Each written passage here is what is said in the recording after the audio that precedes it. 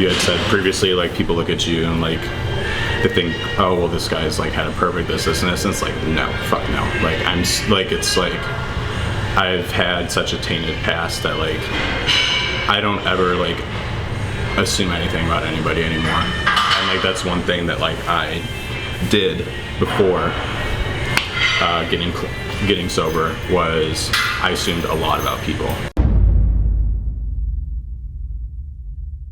I got into fitness because I'd always been into it. I always played football and lifted weights and shit, but then I got addicted to crystal meth when I was 18, and painkillers, and I was on that shit for a little over 6 years, and then my life kind of fell apart, lost everything, got into personal training, now I'm a personal trainer at Equinox. So things are, it just goes to show that like you can, if you set your mind to something, you can really do it.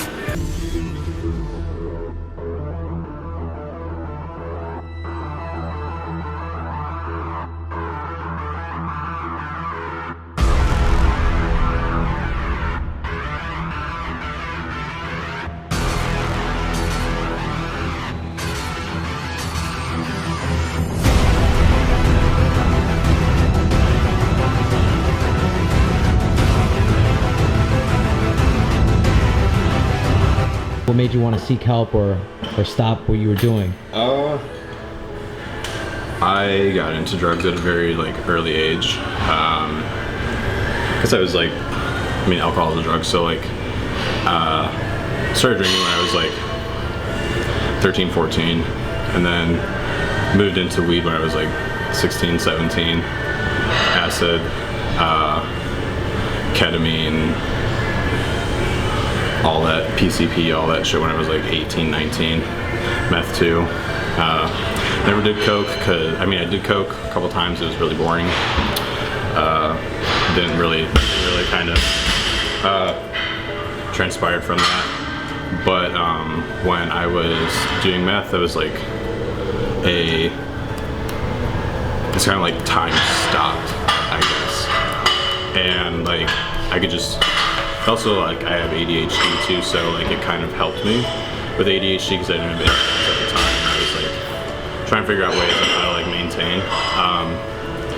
Then it just kind of like, eventually it just takes control. I went from being a completely functional addict of like 6+ years to losing my apartment, losing my car, losing my job, losing everything. And once I kind of like hit rock bottom and I became homeless and I was like living on the streets in San Francisco, living in shelters, that's when I like really started. I was just like, well, okay, I know that I have this drug problem, so I need to stop doing drugs. And I stopped, and then like I got diagnosed with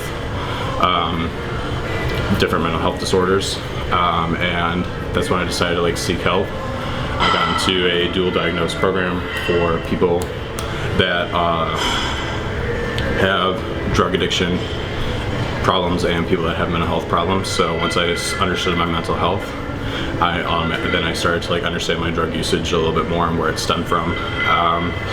Also, like people look at me and like they think that I'm straight, I'm gay, so it's like they have to. I was living in Tennessee for like 15 years and like I was very repressed, and then that's ultimately kind of like stemmed where my drug usage like stemmed from, or that's the word, or yeah, stemmed from. And then then like once I became like way more comfortable with myself, I still kept going, partying, doing like meth, G, ketamine, PCP, like all that shit. And then it just like, you know, it got old, and like I said, when I lost everything, I just kind of wanted to seek help. That's what I did. I'm coming up on my sober date, which is January 1st of this next year. So when I got out of rehab, like I relapsed a couple times. So, but then I'm coming up on my 1 year mark. So it's like, it's a pretty good accomplishment. I don't go to meetings, I don't do anything like that, because like the gym is my meeting place where I just kind of like can zone out, just work on my body and look good. So that's beautiful. And what did you learn about your mental health? That automatically, like, people that do drugs aren't just doing drugs for a reason. People are doing it to self-medicate. That's one thing that sets San Francisco apart from a lot of different places. It's a very harm reduction based city.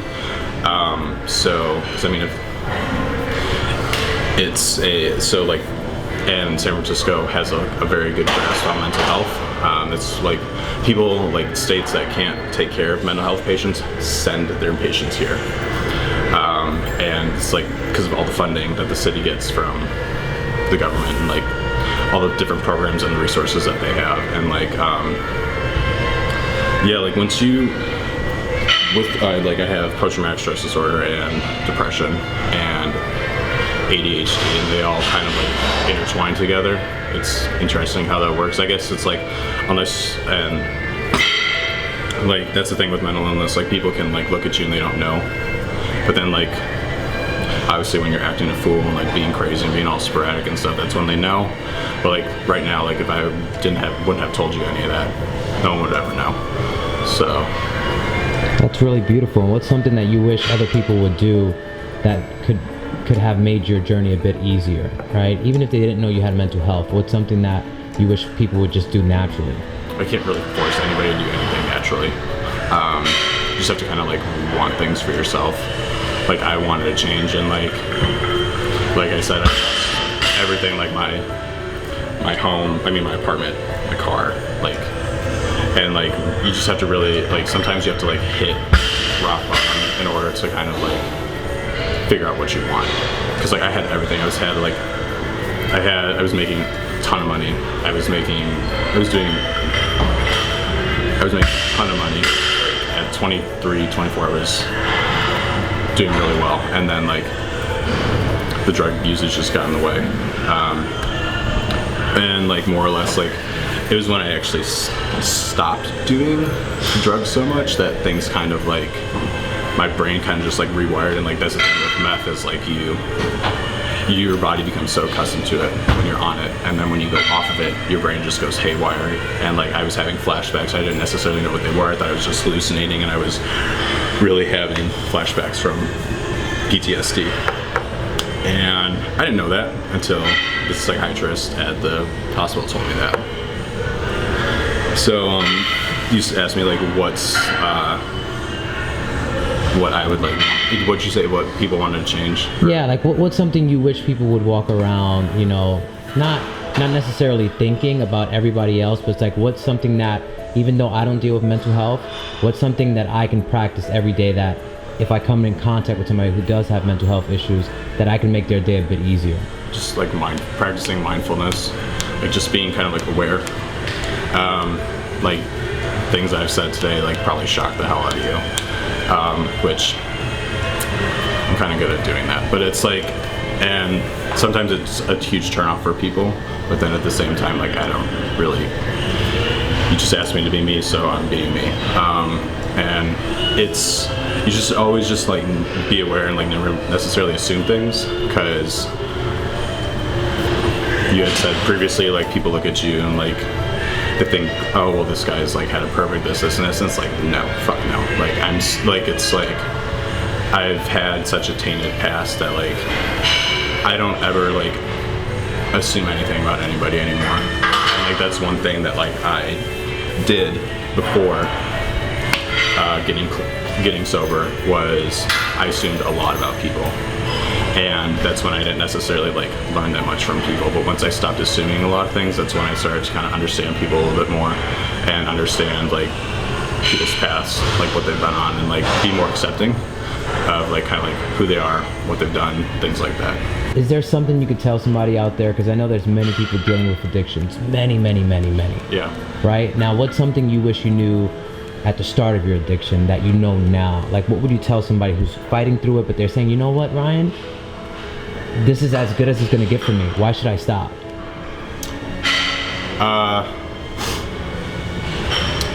So, it's not, I mean, you just have to want it. You have to really want to like live a clean life. Like, all I knew at the time I was growing up was like people doing drugs, and like I was around it my entire life, but like that changed me as a person. And like I eventually just like really like people that are just like, well, you know, this is, like you said, is this good, is this good, this is me, and you know, I'm not going anywhere, I'm just gonna keep getting high. And it's like, you know, you can do that, but it's only a matter of time before like shit hits the fan, and before you will like really hit rock bottom. Like my cousin is a heroin addict still to this day, and my grandma's given him tens and tens and tens of thousands of dollars, and it's like she continues to help him, continues to write him all this shit, all these checks, things like that. And it's like his dad helps him, and it's just like he doesn't learn because he's got something handed to him. Whereas like me, I've worked for everything that I've got. So like I guess that's kind of what sets me apart, is like a lot of people that also have addiction problems, like a lot of people, like they have a pretty glamorous life, and they're just extremely like pissed. So like they like do it for attention. Like I did, like at one point, like I was doing it for attention, and then like, you know, it eventually moved into like me just like and then like, because like I was saying like about my cousin who's still doing heroin, like he's probably only got, like, I hate to be so blunt, but he's probably only got a couple years left, because that's the thing with when you're doing heroin, is like you'll do it and you'll stop doing it for a while, and then you think that you can do the same dose that you were doing, and then boom, you just die. So it's like you just have to really want it. You have to want to be clean and sober. You have to want to really like, you have to find different outlets. Like I wish I would have known how addicting the gym is from like when I was 13 years old, 14 years old, and like drinking all the time.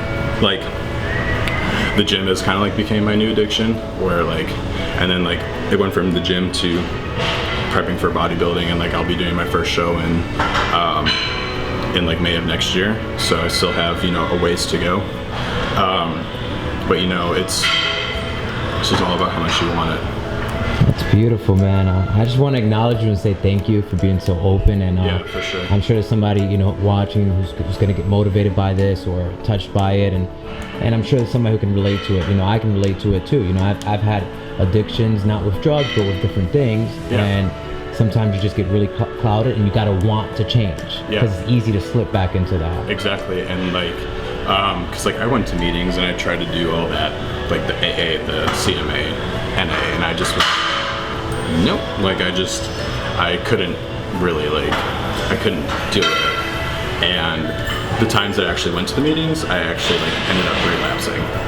They did a complete opposite thing for me that they do for other people. And that's when I just was like, okay, well, let me do something that I know that like I'm around like people that are sober and like want to like do better things. So why not just like get a job working out at a gym? That's when I started, like I started working at Crunch.